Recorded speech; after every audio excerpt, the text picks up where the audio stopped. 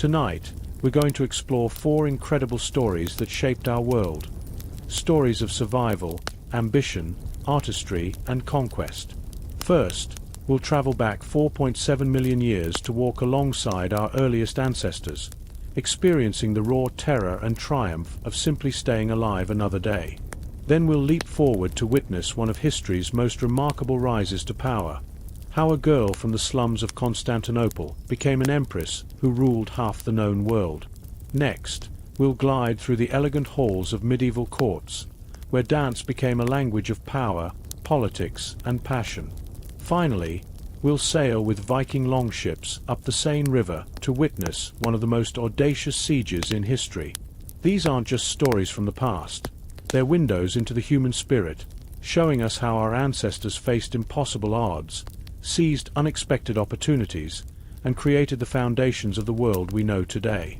So settle in, and let's begin this extraordinary journey through time. The dawn of survival, prehistoric human life, 4.7 million years ago. Imagine opening your eyes for the first time today, but instead of reaching for your phone or thinking about breakfast, your first thought is, am I still breathing? Welcome to life 4.7 million years ago, where survival wasn't a skill, it was a daily miracle. The morning sun hasn't even kissed the horizon yet, but you're already awake. Sleep, you see, was a luxury your ancestors couldn't afford. Every sound in the darkness could mean the difference between seeing another sunrise or becoming someone else's meal.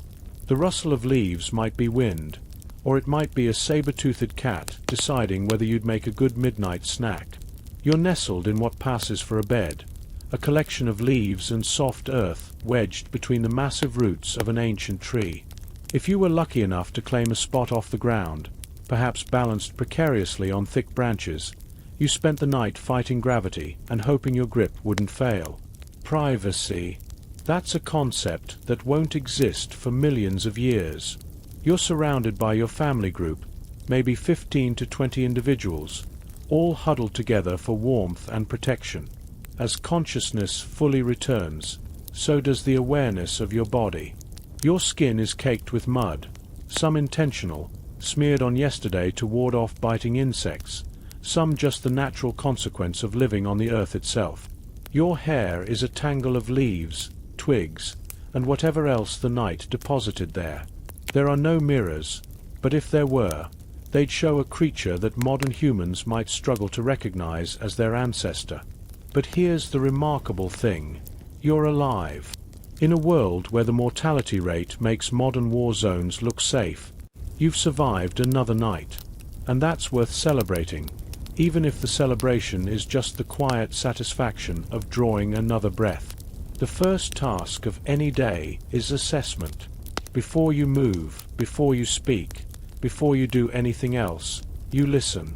The soundscape of the prehistoric world was a complex symphony of information. Bird calls told you the sun was rising, and predators were likely still sleeping. The buzz of insects meant the air was warm enough that you hadn't frozen to death.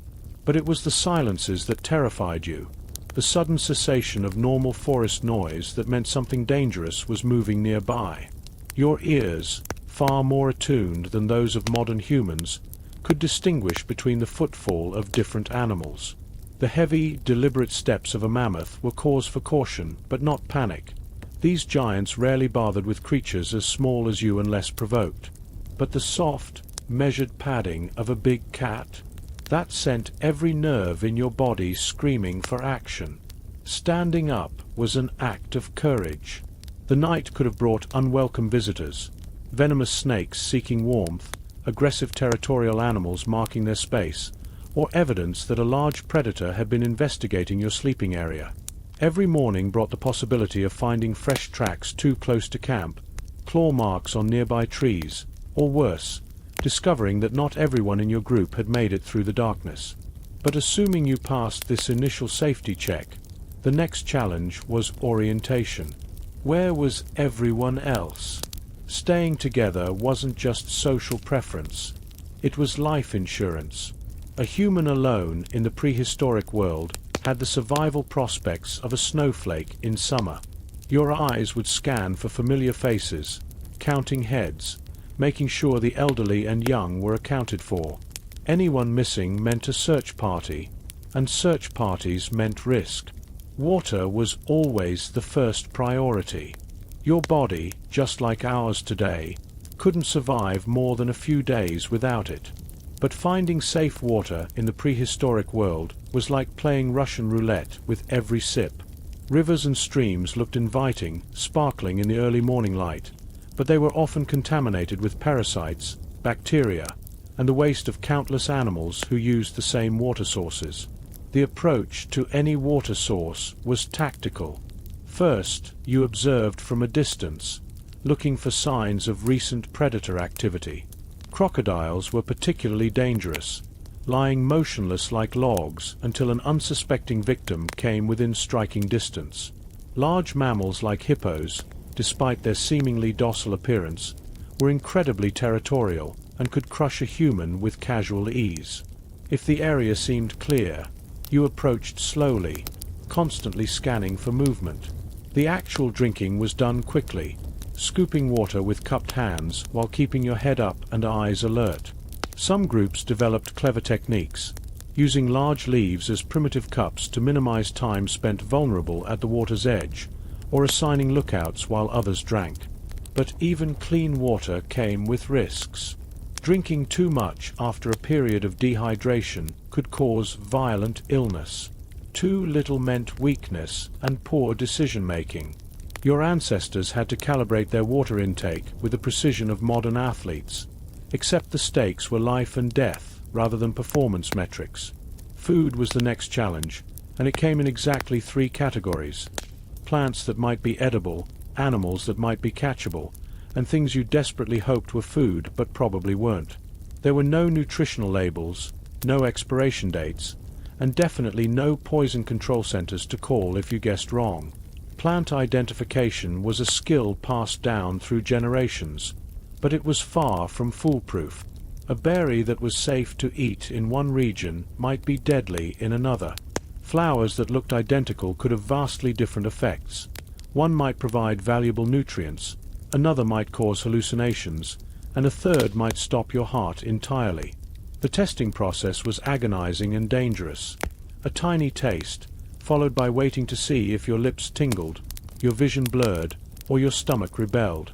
Roots and tubers were generally safer, but required enormous effort to extract.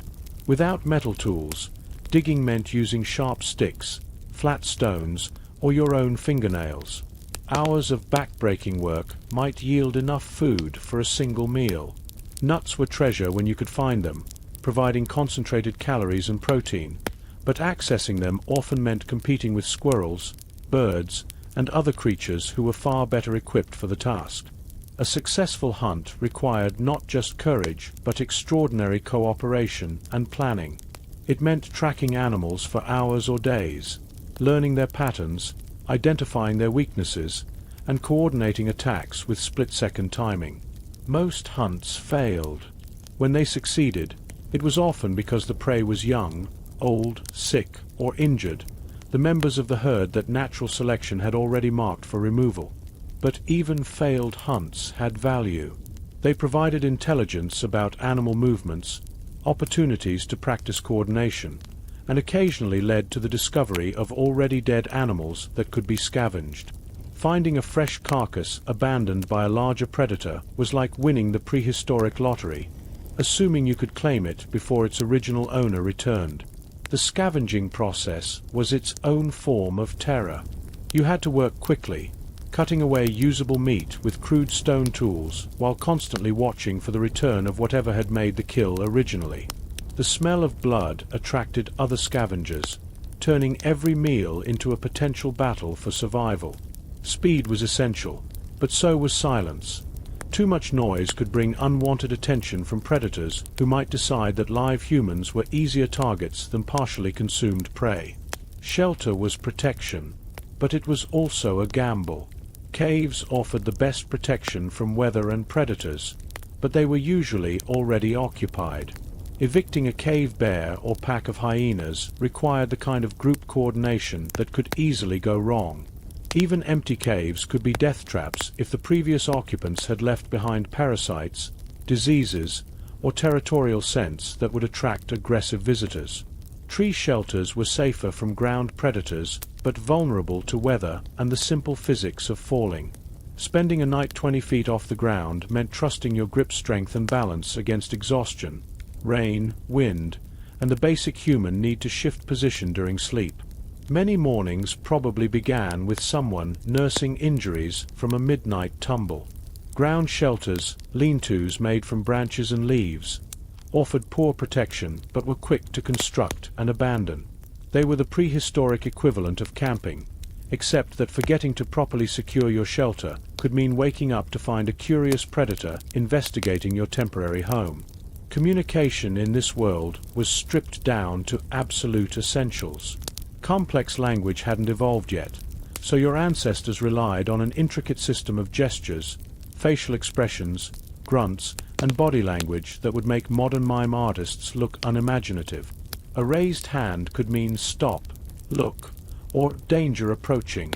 The tilt of a head might indicate direction, interest, or confusion. Even breathing patterns carried meaning. Rapid, shallow breaths signaled fear or excitement, while deep, controlled breathing suggested calm alertness. But perhaps the most important form of communication was silence. Knowing when not to make noise could mean the difference between life and death. A baby's cry at the wrong moment could attract predators. A sneeze during a hunt could scatter prey animals for miles. Even the sound of breathing had to be controlled when danger was near. Group dynamics were fascinating and brutal. Leadership was fluid, often shifting based on the specific challenge at hand. The best tracker might lead during a hunt, while the most experienced mother might take charge when caring for the young. But these weren't democratic decisions. They were survival necessities recognized through experience and proven competence. Conflict resolution was swift and direct. There was no time for extended arguments when survival was at stake. Disagreements were settled through brief physical confrontations, social isolation, or simply by one party leaving the group. The threat of exile was often enough to maintain cooperation, since banishment was essentially a death sentence. As the day progressed, every moment required constant vigilance. Gathering food meant being alert for predators. Moving between locations meant watching for territorial animals. Even rest periods required someone to maintain watch, while others recovered their strength. The evening brought new challenges. As daylight faded, the advantage shifted to nocturnal predators with better night vision, superior hearing, and hunting strategies evolved specifically for darkness. Fire, when it could be found or maintained, provided some protection, but it also advertised your location to anything within miles. Sleep, when it finally came, was light and fragmented. Your ancestors slept in shifts, with some members of the group always remaining alert. Dreams, if they came at all, were probably filled with the day's terrors and tomorrow's challenges. Yet somehow, incredibly, these early humans not only survived but thrived. They developed tools, strategies, and social structures that would eventually lead to agriculture, civilization, and the modern world. They faced challenges that would terrify modern humans equipped with all our technology and knowledge, and they overcame them through intelligence, cooperation, and sheer determination. Living 4.7 million years ago meant existing in a state of constant awareness, where every decision carried life or death consequences, where cooperation wasn't just beneficial but essential for survival, and where each day represented a small victory against overwhelming odds. These weren't primitive savages. They were our ancestors, and they possessed a combination of courage, intelligence, and resilience that built the foundation for everything that came after. Their legacy lives on not just in our DNA, but in our capacity to face challenges, adapt to adversity, and find ways to thrive even in the most difficult circumstances. Every time we overcome obstacles, work together to solve problems, or simply appreciate another day of life, We're honoring the incredible journey that began with those first brave humans who opened their eyes 4.7 million years ago and decided to keep fighting for survival. From rags to purple, the rise of Theodora of Byzantium, c. 500 to 548 CE. The smell hit you first, a mixture of sweat, animals, and dust that never quite left the air around Constantinople's hippodrome. It was here, in the shadow of the greatest arena in the Byzantine Empire, that a girl was born who would one day wear the imperial purple and rule half the known world. But in the year 500 CE, Theodora was just another child in the chaos, her future as unimaginable as it was inevitable. Picture the Hippodrome district, a maze of narrow streets where bear trainers, acrobats, prostitutes, and con artists lived cheek by jowl with honest craftsmen and struggling merchants. The roar of the crowds during chariot races could be heard for miles, but it was the quieter sounds that defined daily life here. The clink of coins changing hands, the shuffle of desperate feet, and the whispered conversations where fortunes and lives were bartered away. Theodora's father trained bears for the Green faction, one of the two great chariot racing teams that divided Constantinople's loyalty and often its blood. These weren't cuddly circus animals. They were massive, dangerous creatures captured from the wild and trained through a combination of hunger, fear, and brutality. Her father's job was to make them perform for the crowds while keeping all his limbs attached, a profession where retirement usually came suddenly and permanently. Death visited the family early. When Theodora was barely old enough to understand loss, her father died, possibly mauled by one of his chargers, perhaps killed in one of the frequent street fights between the racing factions, or simply worn down by the brutal life of the Hippodrome's underworld. Overnight, the family's precarious financial situation became desperate. Her mother, faced with 3 daughters and no income, made a decision that would change history. She remarried quickly to another man connected to the racing world, but the new stepfather's influence was limited. The family's survival now depended on whatever talents the daughters could develop, and in the Byzantine Empire's entertainment district, those talents often came with a heavy moral price. By her early teens, Theodora was working as an actress in the theaters connected to the Hippodrome. But these weren't respectable playhouses performing classical Greek tragedies. These were rowdy venues where entertainment blended comedy, sexuality, and spectacle into shows that would make modern audiences blush. The line between actress and courtesan was razor-thin, and most women crossed it regularly to survive. Theodora excelled in this environment not despite its brutality, but because of it. The skills that kept her alive, reading people's motivations, adapting quickly to changing situations, using charm as both shield and weapon, were the same abilities that would later help her navigate imperial politics. Every night on stage was a masterclass in performance, timing, and crowd control. The audiences were rough and demanding. They shouted approval or disapproval with equal volume, threw things when displeased, and had no patience for hesitation or weakness. Theodora learned to command attention in rooms full of drunk, violent men who saw women as entertainment rather than people. She developed a quick wit, a sharp tongue, and an unshakable confidence that would serve her well in imperial council chambers. But the theater world was also intensely political. The blue and green factions that dominated chariot racing extended their rivalry into every aspect of Constantinople's entertainment industry. Choosing the wrong patron, appearing in the wrong venue, or even telling the wrong joke could result in career destruction or physical violence. Theodora navigated these treacherous waters with increasing skill, learning to play different factions against each other while building her own network of supporters. Her beauty was legendary, but it was her intelligence that set her apart. In a world where most women were valued only for their appearance or family connections, Theodora possessed a sharp mind that could grasp complex political situations and remember useful information about powerful people. She became known not just as an entertainer, but as someone who could hold interesting conversations with wealthy patrons who sought more than just physical pleasures. Then came the scandal that would change everything. In her late teens, Theodora became involved with a Byzantine official named Hysebulus, who was appointed to govern a province in North Africa. Their relationship was passionate but unstable, and when it ended, Theodora found herself stranded thousands of miles from home with no money, no protection, and no clear way back to Constantinople. For most women in her position, this would have been the end of the story. North Africa in the 6th century was not a forgiving place for abandoned foreigners, especially women with questionable reputations. But Theodora refused to surrender to circumstances.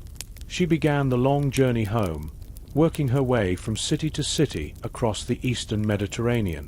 For most women in her position, this would have been the end of the story. North Africa in the 6th century was not a forgiving place for abandoned foreigners, especially women with questionable reputations.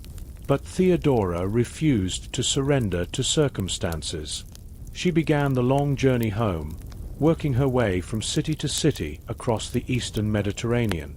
It was during this period of exile that Theodora underwent what historians call her transformation. In Alexandria, she encountered Christian ascetics whose austere lifestyle and spiritual discipline impressed her. Whether this was a genuine religious conversion or a calculated rebranding, the effect was dramatic. The flamboyant actress known for scandalous performances began presenting herself as a reformed woman seeking redemption. She traded her theatrical costumes for simpler, more modest clothing. She cultivated relationships with religious figures and wealthy merchants rather than just entertainment industry contacts. Most importantly, she developed a reputation for charity work, particularly helping women trapped in the same kind of desperate circumstances she had once faced. By the time Theodora reached Antioch, she was no longer just surviving. She was strategically positioning herself for a different kind of future. Her circle now included court officials, prominent clergy, and influential merchants. Word of her transformation began reaching Constantinople, where her name was spoken not just in taverns and theatres, but in the quieter corridors of power. When she finally returned to the capital, Theodora was essentially a different person. She carried herself with the poise of someone who had seen the wider empire and learned from its challenges. The street-smart actress had evolved into a sophisticated woman who could discuss theology with bishops, trade policy with merchants, and politics with court officials. It was in this transformed state that she met Justinian, nephew and heir to Emperor Justin I. Their first encounter is lost to history, but the attraction was clearly mutual and immediate. Justinian was no ordinary prince. He was brilliant, ambitious, and utterly focused on expanding Byzantine power and influence. He was also known for surrounding himself with capable advisors, regardless of their social background. Theodora represented something Justinian had never encountered, a woman who combined beauty with intelligence, sophistication with street-smart toughness, and ambition with genuine understanding of how power actually worked at every level of society. She could discuss legal philosophy and military strategy, but she also knew how to manage crowds, read people's motivations, and survive in hostile environments. Their courtship faced one enormous obstacle. Byzantine law explicitly forbade high-ranking officials from marrying actresses or former courtesans. For the conservative aristocracy, Theodora's background made her completely unsuitable as a future empress. But Justinian was not a man to let legal technicalities interfere with his goals. He convinced his uncle to change the law, a reform that seemed minor on paper but was revolutionary in practice. It challenged centuries of tradition about social mobility and marriage restrictions. The new legislation allowed reformed women to marry into the aristocracy, essentially creating a legal pathway for reinvention and social climbing. The wedding in 525 CE was more than a personal union. It was a political earthquake. Theodora was not content to be a decorative empress who smiled at ceremonies and kept her opinions private. From the beginning, she made it clear that she intended to be an active partner in governing the empire. When Justin I died in 527 and Justinian became sole emperor, Theodora was crowned Augusta, the highest title available to an empress. But titles were just the beginning. She attended council meetings, advised on policy decisions, and maintained her own network of informants and allies throughout the empire. In a world where women were expected to influence politics only indirectly, Theodora governed openly and unapologetically. Her first major test came just 5 years into their reign, during the Nika Rebellion of 532. What began as a dispute between racing factions escalated into a full-scale revolt against Justinian's rule. Rioters burned large sections of Constantinople, including the original Hagia Sophia, and threatened to install a new emperor. Inside the palace, panic reigned. Justinian's advisors urged him to flee by sea, arguing that staying meant certain death. The emperor himself wavered, knowing that abandoning the capital would probably end his reign permanently. It was then that Theodora delivered the speech that would define her legacy and change the course of Byzantine history. Standing before the assembled court, with flames visible through the palace windows and the sounds of rioting echoing through the streets, Theodora declared that she would rather die as an empress than live in exile. "Royal purple," she announced, "makes the finest shroud." Her courage shamed the waverers and stiffened Justinian's resolve to fight for his throne. The decision to stay and fight led to one of the bloodiest episodes in Constantinople's history. Imperial troops, led by generals Belisarius and Mundus, trapped the rebels in the Hippodrome and slaughtered thousands. The rebellion was crushed, but more importantly, Theodora had proven that she was no mere ornament of power. She was its protector and defender. With her authority now unquestioned, Theodora turned her attention to causes that reflected her own experiences with vulnerability and exploitation. Working alongside Justinian, she championed legal reforms that transformed Byzantine society's treatment of women. Laws were passed making it illegal to force women into prostitution, establishing refuges for former sex workers, and improving property rights for widows and daughters. The impact of these reforms extended far beyond their immediate legal effect. They represented a fundamental shift in how Byzantine society viewed women's rights and social mobility. For the first time in the empire's history, legal protections existed for society's most vulnerable members, and those protections had been created by someone who understood their necessity from personal experience. Theodora's influence extended into foreign policy and religious affairs as well. She maintained correspondence with rulers throughout the known world, using personal diplomacy to supplement formal treaties. Her protection of religious minorities, particularly Monophysite Christians, demonstrated sophisticated understanding of how religious tolerance could serve political stability. But power also made enemies. Procopius, the court historian, wrote a secret history that portrayed Theodora as manipulative, vindictive, and cruel. Whether these accusations reflected reality or simply the resentment of traditional aristocrats who couldn't accept a former actress wielding such influence, they reveal how threatening her rise was to established power structures. By the 540s, Theodora's health began to decline. The exact nature of her illness is unknown, but it gradually weakened her while leaving her mind sharp and her influence intact. Even as she grew sicker, she continued to advise Justinian, meet with foreign envoys, and oversee her charitable and legal projects. Her death in 548 at age 48 sent shockwaves through the empire. Even her enemies acknowledged that she had fundamentally changed what it meant to be an empress. She had proven that intelligence, determination, and strategic thinking could overcome any social disadvantage, and that power could be used to protect the vulnerable rather than simply exploit them. Theodora's legacy lived on in multiple ways. Her legal reforms remained in place for centuries, protecting countless women who would never know her name. Her example inspired future empresses to take more active roles in governance. Most importantly, she had demonstrated that social mobility was possible even in rigidly hierarchical societies, if one possessed sufficient courage, intelligence, and determination. Today, Her image survives in the stunning mosaics of Ravenna's Basilica of San Vitale, where she stands beside Justinian as an equal, robed in imperial purple and crowned with jewels. It's a fitting memorial for a woman who refused to accept the limitations others tried to impose on her, who transformed herself from a hippodrome actress into one of history's most powerful rulers, and who used that power to create lasting change for those who shared her humble origins. Theodora's story reminds us that extraordinary circumstances can create extraordinary opportunities, but only for those brave enough to seize them and skilled enough to make them count.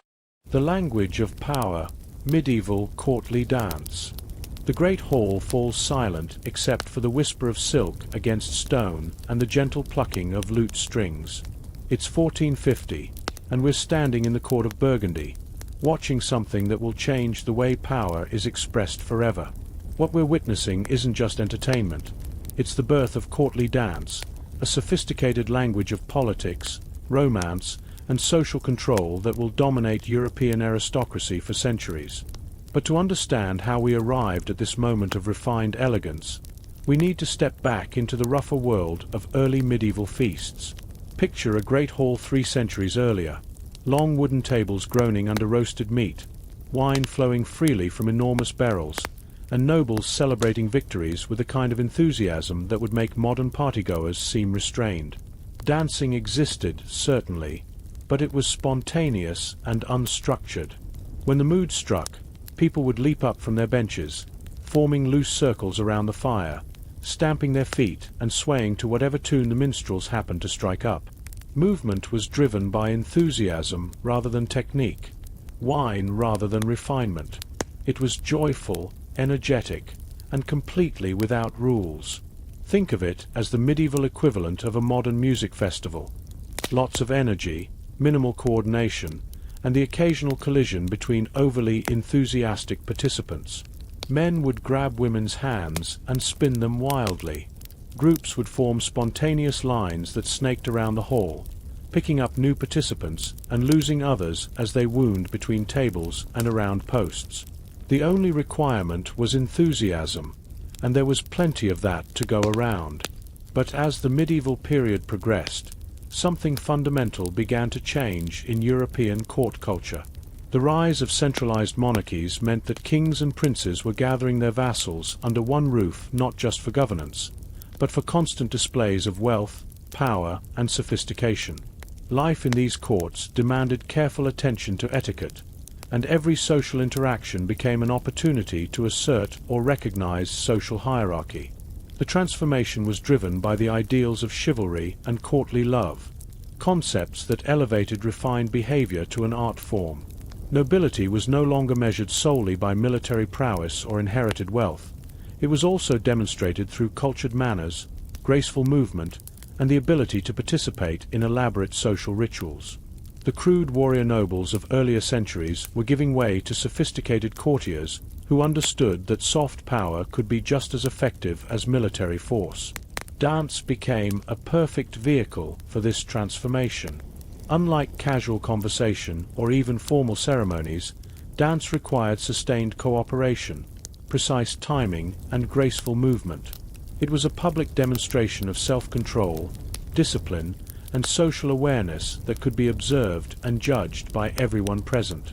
A well-executed dance sequence showed that participants understood complex rules, could work together harmoniously, and possessed the kind of refined sensibilities that separated true nobility from mere wealth. The evolution began gradually. Court musicians started composing more structured pieces designed for specific movements rather than just background atmosphere. Dancing masters appeared, professionals who could teach nobles the latest steps and ensure they wouldn't embarrass themselves before royalty. What had once been improvised celebration became choreographed performance. Enter the bass dance, the low dance, that originated in the Burgundian court and spread throughout Europe like a sophisticated virus. The name referred not to social status, but to the style of movement. Feet remained close to the ground, knees slightly bent, creating a flowing, almost weightless appearance that seemed to defy gravity.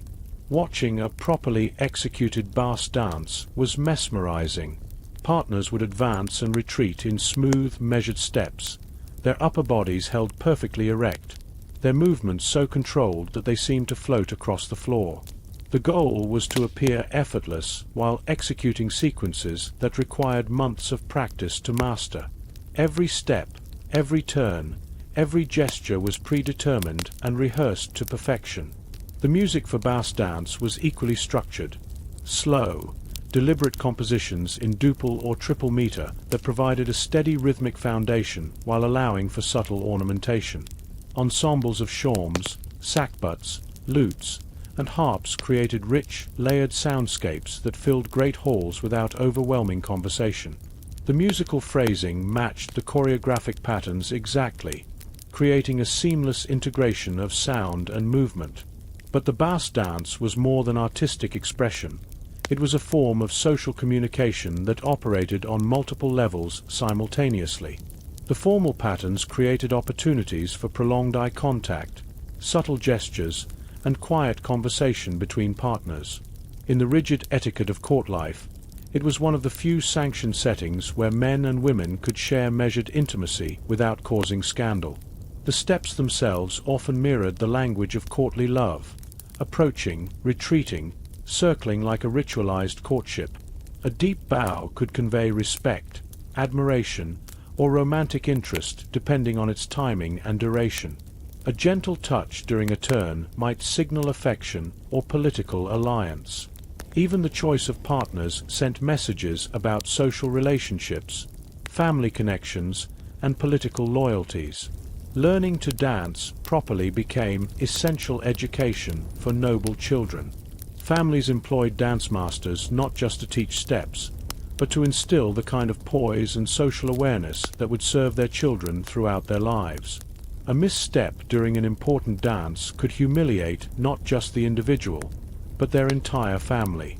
Conversely, a graceful performance could open doors to marriages, alliances, and career opportunities.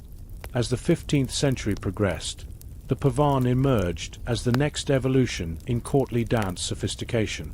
If the bass dance was graceful, the pavan was regal. Originating in Italy and spreading throughout Europe, it transformed dancing from social activity into state ceremony. The pavan was designed for grand occasions, coronations, royal weddings, diplomatic receptions, events where every detail carried political significance. Dancers moved in slow, stately processions that allowed maximum display of wealth and status. The pace was so deliberate that each step became a moment to savor, each turn an opportunity to display the fall of a brocaded sleeve or the glint of a jeweled crown. Imagine the scene: a great hall illuminated by hundreds of candles, their light reflecting off gold-leafed walls and polished marble floors. Nobles dressed in the finest silks and velvets move in perfect formation, their clothing worth more than most people earned in a lifetime. The order of dancers reflects precise social hierarchy: royalty at the front, followed by dukes and duchesses, then counts and countesses, all arranged according to complex protocols that everyone present understands instinctively. The music for pavans was rich and ceremonial, often performed by large ensembles that included early keyboard instruments like virginals or harpsichords alongside traditional strings and winds. Composers wrote pieces specifically for these occasions, creating musical portraits of royal power that complemented the visual spectacle of the dance itself. But perhaps the most fascinating aspect of courtly dance was its role as political theater. The dance floor became a carefully controlled arena where alliances could be forged, rivalries managed, and romantic attachments signaled without a single word being spoken. Invitations to dance were strategic decisions that could affect international relations. Consider the complexity. A duke asking a particular countess to dance might be proposing a marriage alliance between their children, seeking support for a territorial dispute, or simply trying to repair a diplomatic slight from the previous season. Her acceptance or refusal carried equal weight. It could signal approval, disinterest, or political distancing that might influence trade agreements, military alliances, or court appointments. Dance masters became unofficial diplomats, subtly arranging pairings between certain nobles, encouraging reconciliations, or creating situations where important conversations could occur naturally. They possessed unusual freedom to move between social levels, making them valuable intermediaries in a world where direct negotiation might be considered beneath one's dignity. The evening's sequence of dances was choreographed like a political summit. Key figures might be paired together just long enough to exchange crucial information, then separated before rumors could spread. Potential romantic matches could be introduced under circumstances that allowed both families to observe their children's compatibility. Even seating arrangements during breaks between dances carried political significance. Regional variations added another layer of complexity to courtly dance diplomacy. French courts favored the flowing grace of the basse dance and pavane, emphasizing elegance and restraint. Italian courts preferred more intricate choreographies with faster tempo changes, reflecting their culture's flair for dramatic expression. English courts blended continental influences with their own folk traditions, creating hybrid forms that could accommodate both formal ceremonies and less structured celebrations. Spanish courts, influenced by centuries of cultural interaction between Christian, Muslim, and Jewish communities, incorporated rhythmic footwork and hand movements that added distinctly Iberian flavor to European dance forms. These regional differences weren't just aesthetic choices, they were cultural statements that reflected each court's identity and values. The spread of dance styles across Europe followed the same paths as political alliances. Royal marriages brought foreign dance masters into new courts, carrying their techniques and musical styles with them. Diplomatic visits often included dance performances designed to impress guests with a host court's sophistication, leading to adoption and adaptation of foreign styles. Tournaments and festivals served as informal dance exchanges where nobles from different kingdoms could observe and learn from each other. Knights and ladies who traveled to compete or spectate often returned home with new steps to demonstrate, sometimes modifying them to fit local musical traditions or architectural constraints. By the late 15th century, courtly dance had become an international language that allowed European nobles to participate in sophisticated social rituals regardless of their specific nationality. A Burgundian duke could attend the English court and dance comfortably with local nobility, while Spanish ambassadors could participate in French ceremonies without embarrassing themselves or their sovereigns. The costume element added another dimension to dance as political theater. Gowns for women were designed to enhance movement.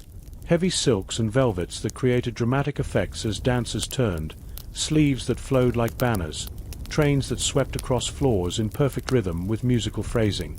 Men wore doublets and hose in rich fabrics, often paired with short cloaks that flared dramatically during spins and bows.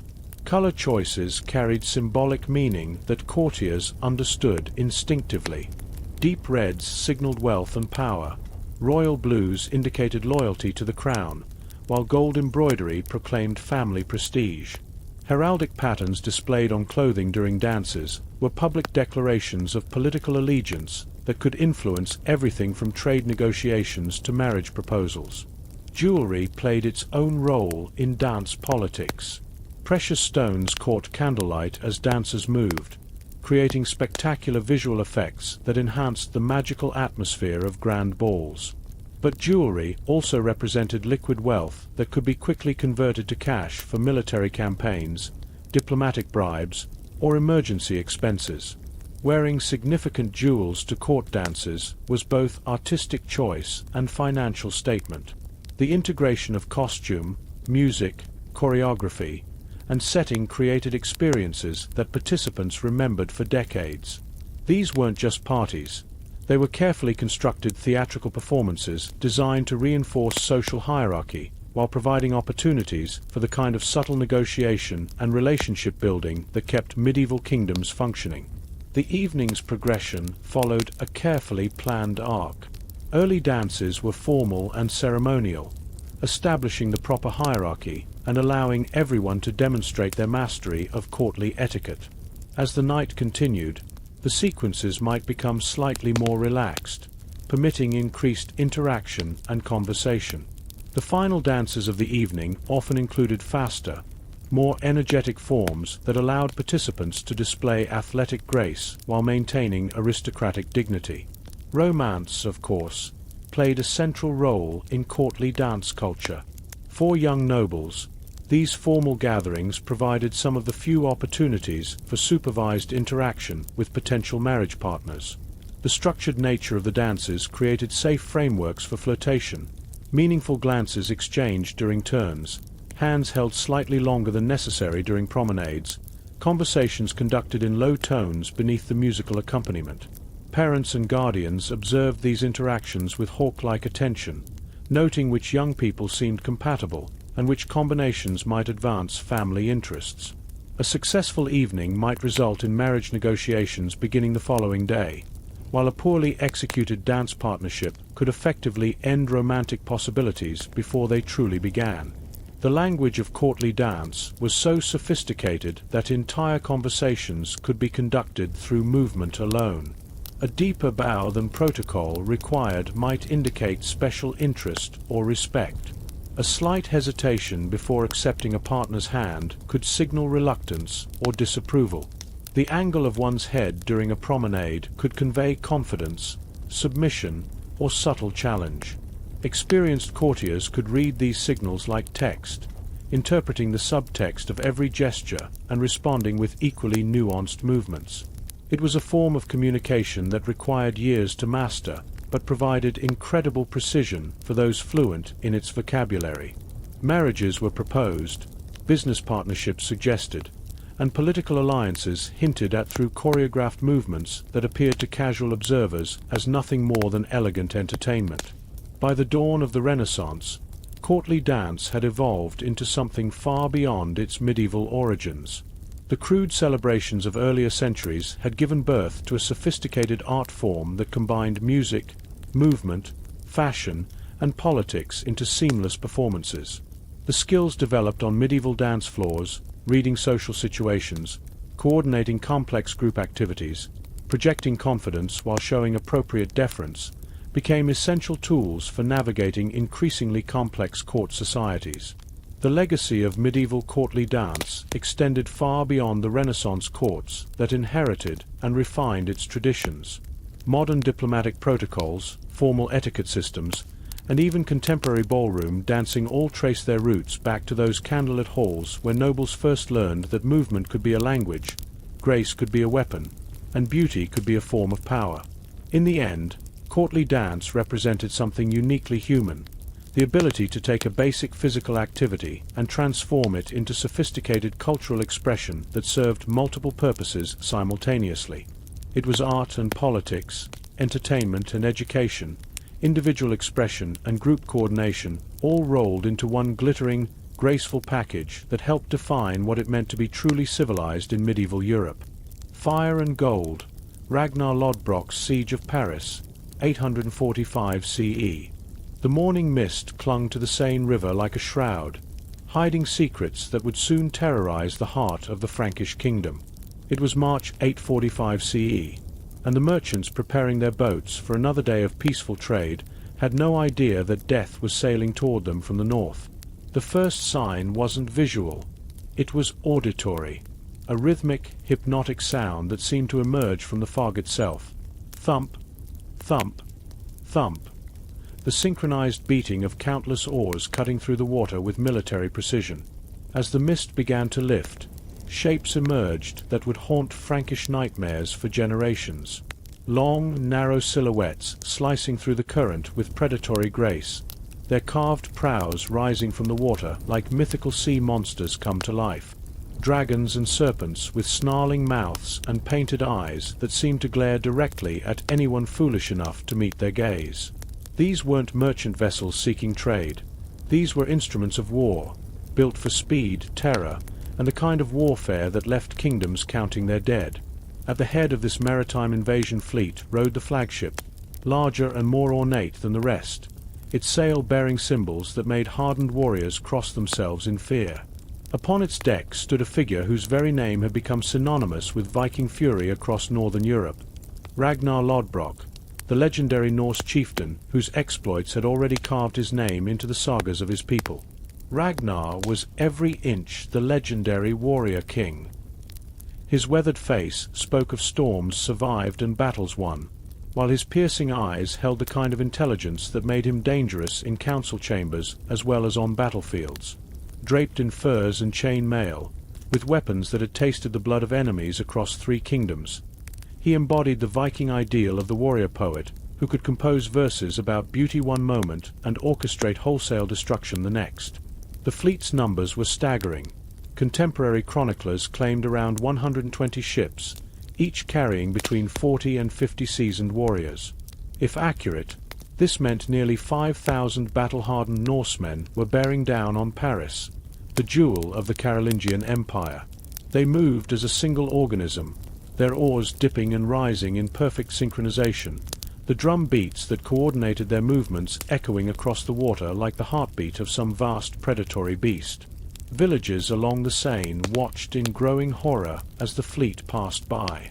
Some inhabitants fled immediately, grabbing whatever possessions they could carry and running inland toward what they hoped would be safety. Others simply froze, paralyzed by the realization that the nightmare stories they'd heard from northern coastal regions were now unfolding in their own peaceful river valley. These weren't ignorant peasants panicking at an unknown threat. They knew exactly what Viking raiders were capable of. Stories had traveled faster than the longships themselves, carried by survivors of coastal attacks who spoke of burning towns, slaughtered livestock, and populations dragged away in chains to northern slave markets. The sight of Ragnar's fleet confirmed their worst fears. This wasn't a simple raid for quick plunder, but a full-scale invasion aimed at the heart of Frankish power.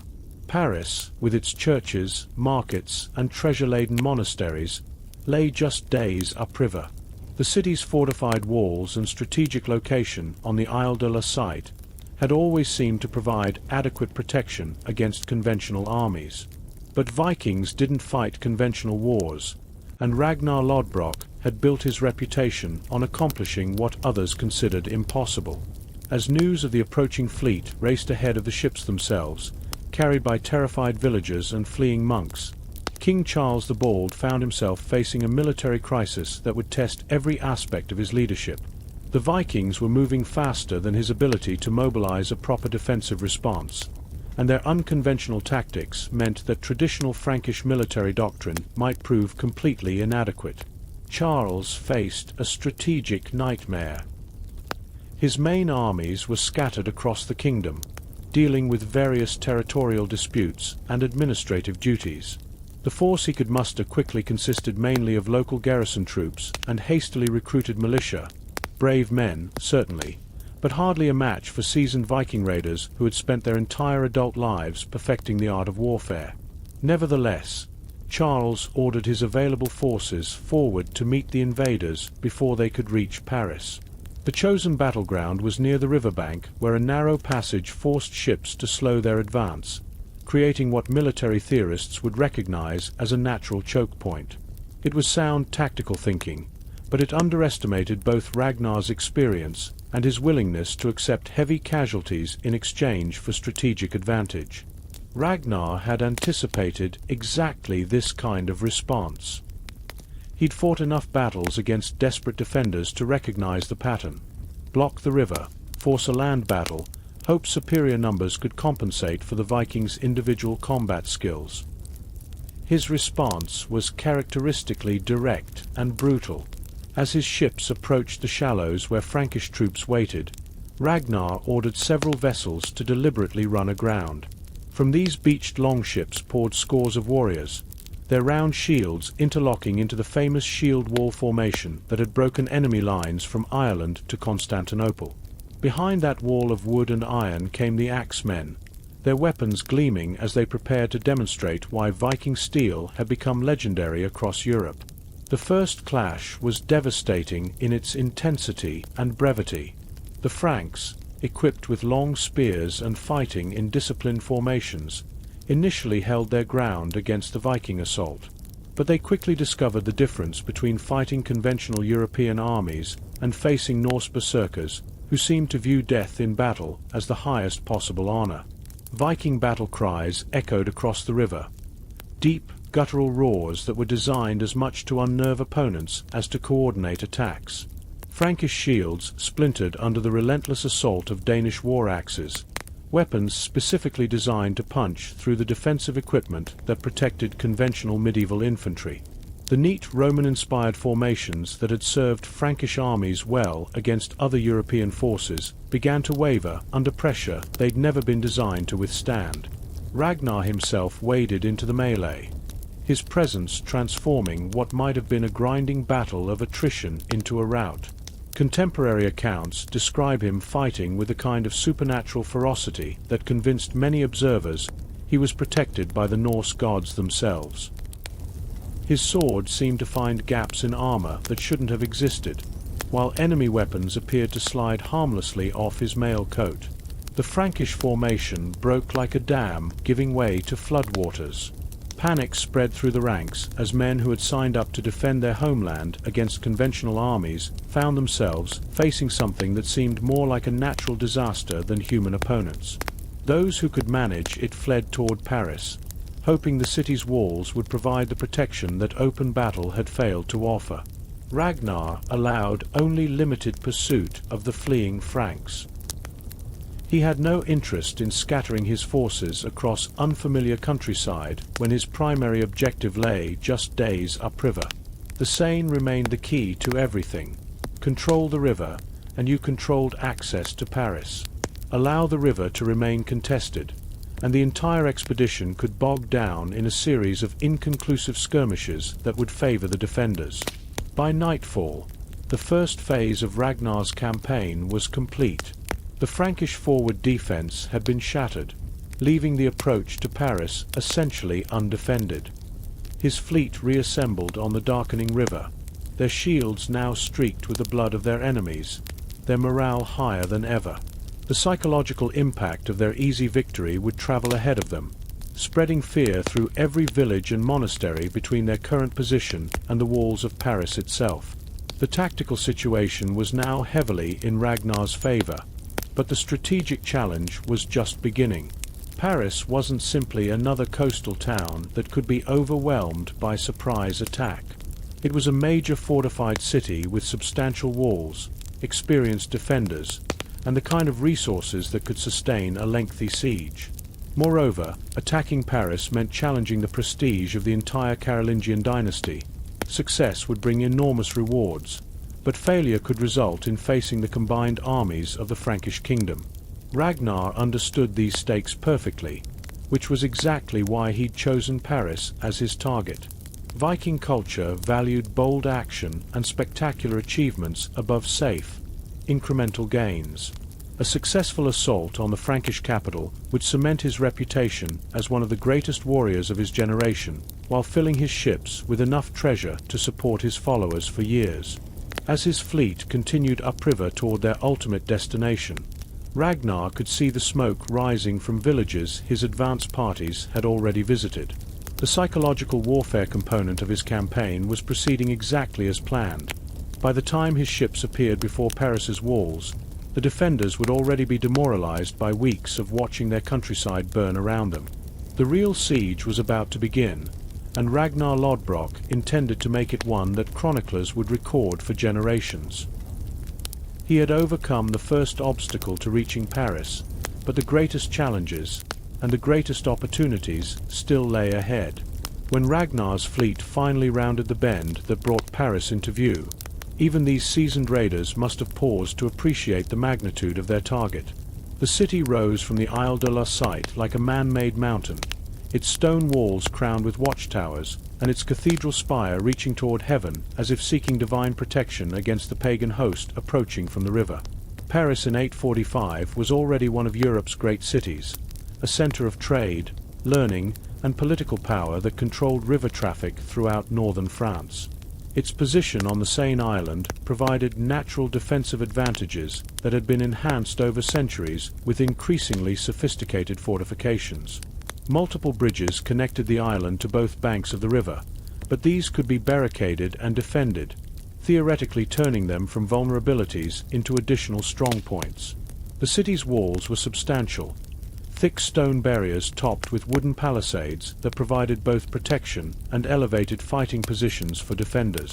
Behind those walls lived thousands of people, merchants whose warehouses held goods from across Europe, craftsmen whose skills supported the royal court, clergy whose monasteries contained libraries and treasures accumulated over centuries, and nobles whose loyalty to the Carolingian dynasty made them natural enemies of any Viking invasion. But Ragnar hadn't sailed this far up the Seine to admire Frankish architecture. His tactical eye immediately identified the key to victory: control of the river itself. Paris might have impressive walls, but it was utterly dependent on the Seine for supplies, communication, and trade. Cut off river access, and the city would slowly strangle itself. Ragnar's first move was to establish a complete naval blockade. His ships anchored in both channels of the Seine, their prows facing upstream to meet any counterattack, while their sterns provided platforms for boarding any vessel foolish enough to attempt running the blockade. Within hours, the busy river traffic that normally sustained Paris had vanished, replaced by the ominous silhouettes of longships and the watchful eyes of Norse warriors. The blockade was more than just military strategy. It was psychological warfare on a massive scale. Every merchant whose goods rotted on blocked barges, every messenger who couldn't deliver crucial communications, every family that watched their food supplies dwindle while enemy ships controlled their lifeline to the outside world contributed to the growing sense that Paris was isolated and vulnerable. Ragnar simultaneously launched systematic raids against the city's outlying districts. These weren't random acts of violence, but carefully planned operations designed to maximize both material gain and psychological impact. His warriors swept through undefended suburbs like a controlled wildfire, seizing food, valuables, and captives while destroying anything they couldn't carry away.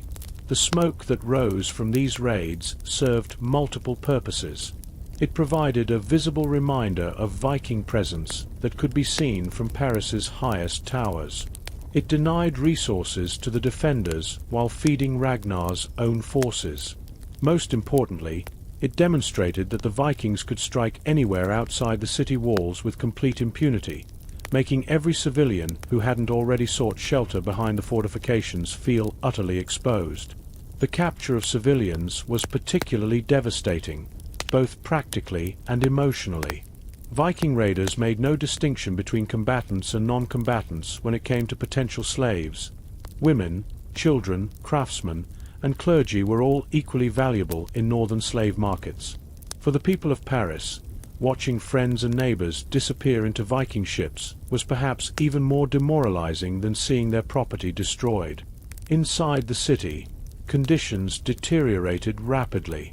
The sudden influx of refugees from surrounding areas strained food supplies that had been adequate for the normal population but were nowhere near sufficient for the crowds now seeking shelter. Merchants who had enjoyed thriving businesses found themselves with full warehouses, but no way to resupply once current stocks were exhausted. The psychological pressure was immense. Every night brought the sound of Viking celebrations echoing across the water, victory songs, drinking contests, and the kind of raucous enjoyment that suggested the raiders were having the time of their lives while Paris suffered. Ragnar encouraged these displays, understanding that the sound of enemy revelry was often more demoralizing to besieged defenders than actual attacks. King Charles the Bald faced an impossible situation. Every military advisor could see that attempting to break the siege with his available forces would likely result in another devastating defeat that might cost him not just Paris but his entire kingdom. Yet allowing the Vikings to maintain their stranglehold indefinitely would eventually force the city's surrender anyway, while demonstrating to every potential rebel and foreign enemy that the Frankish military was powerless to protect even the royal capital. The breakthrough moment came when disease began spreading through Paris's overcrowded districts. Exactly what plague struck the city remains unclear to historians, but its effects were devastating and immediately obvious to Viking observers posted along the riverbanks. The constant tolling of death bells, the smoke from funeral pyres, and the growing desperation visible in defenders' movements all signaled that time was working in Ragnar's favor. It was then that Charles made the decision that would define his reign and establish a precedent that would haunt European kingdoms for centuries. He chose to negotiate. Envoys were dispatched downriver under flags of truce, their small boats threading carefully between anchored longships until they reached Ragnar's flagship. The Viking chieftain received the Frankish negotiators with a kind of casual confidence that comes from holding all the strategic advantages. His demands, when they came, were staggering in their audacity. 7,000 pounds of silver and gold, a sum so vast it represented a significant fraction of the entire Frankish royal treasury. This wasn't merely a ransom payment. It was a statement about the new balance of power in northern Europe. Ragnar was demanding that one of the continent's most powerful kingdoms literally pay tribute to a Viking raider, acknowledging through cold silver and gold that Norse warriors could project power into the very heart of Carolingian territory. The Frankish envoys protested, arguing that the kingdom couldn't possibly raise such an enormous sum. Ragnar's response was chillingly matter-of-fact. He described in vivid detail exactly what would happen to Paris if payment wasn't forthcoming. Every building would burn, every defender would be killed, and every survivor would be marched north in chains to slave markets where they'd spend their remaining years as property of Norse masters. To drive home his point, Ragnar directed the envoy's attention to the smoke still rising from villages his men had raided that very morning. This wasn't an empty threat. It was a preview of Paris's fate if negotiations failed. Charles, after agonizing consultations with his nobles and clergy, made the bitter decision to pay. Orders went out across the kingdom to gather every available piece of precious metal, coins from royal treasuries, chalices from monasteries, jewelry from noble estates, even church ornaments that had been blessed by saints and popes. The sight of these treasures being loaded onto carts and transported to the Seine must have broken the hearts of Franks, who understood they were literally buying their capital city back from pagan raiders. The payment process itself was another form of humiliation. Ragnar insisted that every pound of silver and gold be weighed and verified in full view of Paris's walls, ensuring that the entire population could witness their kingdom's submission. Viking warriors examined each piece carefully, testing the purity of metals and arguing over exchange rates like merchants in a marketplace, except the commodity being traded was the pride of the Frankish nation. When the final count confirmed that Ragnar's demanded 7,000 pounds had been delivered, the transformation in the Viking camp was immediate. The treasure was divided among the crews according to traditional Norse customs, with chieftains claiming the largest shares, but even common warriors receiving more wealth than they could have accumulated through years of normal raiding. For Ragnar personally, this was the ultimate validation of his leadership and strategic vision. He had accomplished something no Viking chieftain before him had managed, forcing one of Europe's great powers to pay tribute without even needing to storm their capital city. The psychological victory was as valuable as the material reward. The departure ceremony was Ragnar's final masterstroke. Rather than simply sailing away quietly, he staged a grand parade past Paris's walls. His ships moved in tight formation, shields raised along the sides, banners flying in the morning breeze, and war horns blaring triumphant melodies that announced to everyone within miles that the Vikings were leaving as conquerors rather than defeated raiders. Some chroniclers claim that Ragnar even allowed captured Frankish prisoners to shout messages to their countrymen from the decks of his ships, warnings that the Vikings would return if the kingdom ever forgot the lesson of 845, threats that suggested this might be just the first of many such visits. As the Viking fleet disappeared around the river bends that had hidden their approach weeks earlier, Paris erupted in mixed celebration and mourning. Church bells rang in thanksgiving for the city's survival, but the joy was tempered by the knowledge of what survival had cost. Charles the Bald had preserved his capital, but he had done so by demonstrating that Frankish military power was insufficient to protect even the kingdom's most important city. The long-term consequences of Ragnar's success extended far beyond the immediate political and economic damage.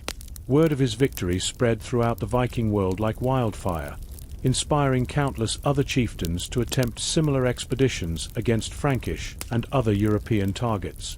The precedent of paying tribute rather than fighting established a pattern that would plague medieval kingdoms for generations. More importantly, Ragnar Lodbrok had proven that Viking naval power could project force deep into continental Europe, turning every major river system into a potential highway for Norse invasion fleets. The age of Viking expansion was entering a new phase, one where even landlocked capitals hundreds of miles from the sea couldn't consider themselves safe from the fury of the Northmen. For Ragnar himself, the siege of Paris represented the pinnacle of a legendary career. He had faced down one of Europe's most powerful rulers and sailed away richer than any Viking before him. His name would echo through Norse sagas for centuries, inspiring future generations of warriors who dreamed of matching his achievements. The Siege of Paris in 845 CE stands as one of history's perfect examples of how unconventional tactics, psychological warfare, and strategic patience can overcome seemingly insurmountable obstacles. Ragnar Lodbrok had proven that sometimes the greatest victories come not from storming walls, but from making those walls irrelevant, not from defeating armies, but from making defeat so costly that enemies choose surrender instead. In the end, the Viking fleet that had emerged from the morning mist just weeks earlier disappeared back into legend, leaving behind a changed world where the balance of power in northern Europe had shifted dramatically toward the seafaring warriors of the north. The age of Viking dominance was far from over. If anything, Ragnar's spectacular success had just shown the way for even greater conquests to come. As we reach the end of our journey through these 4 remarkable chapters of human history, we're left with a profound appreciation for the incredible diversity of human experience and achievement. From the desperate daily struggles of our earliest ancestors to the sophisticated political theater of medieval courts, from the meteoric rise of a Byzantine empress to the audacious military genius of Viking raiders, these stories remind us that human nature remains remarkably consistent across vast spans of time and cultural difference. Each of these narratives teaches us something essential about the human condition. Our prehistoric ancestors showed us that survival itself can be an art form requiring intelligence, cooperation, and tremendous courage. Theodora demonstrated that circumstances of birth need not determine destiny, and that power can be used to protect the vulnerable rather than exploit them. Medieval courtly dance revealed how humans can transform even basic physical activities into sophisticated forms of cultural expression that serve multiple purposes simultaneously. And Ragnar Lodbrok proved that sometimes the most audacious strategies yield the greatest rewards. Perhaps most importantly, these stories remind us that we are all part of an unbroken chain of human experience stretching back millions of years. The challenges our ancestors faced may have been different in their specifics, but the fundamental human qualities they required, courage, intelligence, adaptability, and determination, remain just as relevant today. Their legacy lives on not just in history books, but in our own capacity to face adversity, seize opportunities, and create meaning from the raw materials of existence. Every time we overcome obstacles, work together to solve problems, or simply appreciate another day of life, we honor the incredible journey that brought us to this moment. History isn't just about the past. It's about understanding who we are and who we might become. And these 4 stories, separated by centuries and continents, all point toward the same truth: that human beings, when faced with impossible challenges, have a remarkable capacity to not just survive, but to thrive and transform the world around them. Thank you for joining me on this extraordinary journey through time.